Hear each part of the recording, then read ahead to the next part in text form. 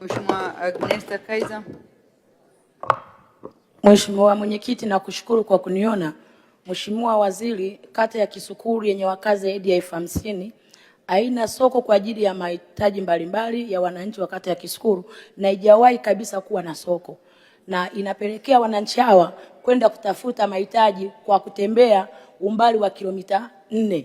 Naomba kufahamu kauli ya serikali, ni lini mtajenga soko ndani ya kata ya Kisukuru ili wananchi waweze kupata mahitaji yao? Asante. Majibu, Mheshimiwa Waziri.